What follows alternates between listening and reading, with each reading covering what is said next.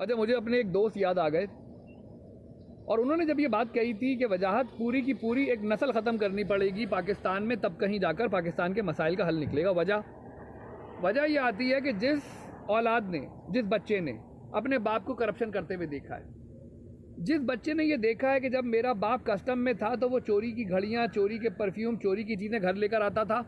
Sir वो कैसे ये बात समझेगा कि हलाल के अंदर, क्योंकि उसकी ज़िंदगी तो पल चुकी होती है।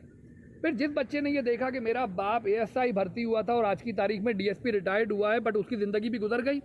उसने कुछ महल माड़ी बंगला गाड़ी बना ली है, तो वो भी कहता है कि यार हराम माल में, अच्छा उसे ये पता नहीं चल रहा होता कि उसकी नाकामी के पीछे उसके बाप की हराम कमाई मौजूद है। आप यकीन जाने मैं उन लोगों में से आता हूँ जिन्होंने सिर्फ अपने वालिद का गिरबान पकड़ के नहीं पूछा कि भाई तुमने हराम क्यों नहीं कमाया, और फिर मैंने कमा के देखा, और फिर मुझे कहाँ कहाँ से खून आता है मैं बयान नहीं कर सकता। बताने का मकसद, एक पूरी की पूरी पौध है जिसकी परवरिश हलाल पर हुई है, तो हलाल के कमाने वाले या हलाल खाने वाले जब हराम खाते हैं, आप यकीन जाने, ये वही वाली बात है कि आप किसी हिंदू को गाय का गोश्त खिलाकर देख लें, आप उसका पेट खराब होना ही होना है, बल्कि ख़राब क्या होना है, तबाह हो जाना है उसका पेट, क्योंकि जो चीज़ उसने खाई नहीं है कभी,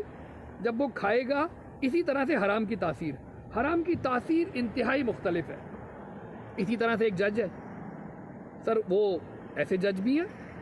जो एक छोटे से फ्लैट में ज़िंदगी बसर कर देते हैं, बट मेजॉरिटी आज की तारीख में जब हम कराची के अंदर देखते हैं कि यार सबसे पहले अगर वायोलेशन करता है तो कौन वायोलेशन करता है सबसे पहले,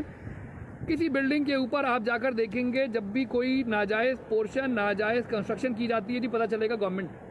अच्छा अफसर, ये तो अफसर हम बोल देते हैं ना, अदरवाइज गवर्नमेंट का जो नौकर होता है, जो आवाम का नौकर होता है, वो सबसे पहले वायोलेशन करता है। वो लोग सिर्फ अपने बच्चों को एक बार बैठकर देखें, अपने बच्चों के हालात देखें, अपनी अद्वियात के अखराजात देखें, उन्हें पता चले। अच्छा, मैं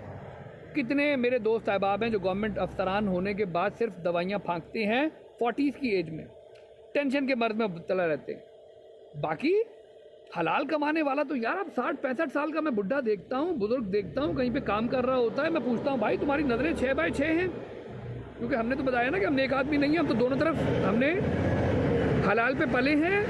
हलाल खाने के बाद हमने ये चेक करने के लिए कि ये हराम में तासीर क्या है, हराम में मज़ा क्या है, हमने कमा के देखा, हमें रास नहीं आया।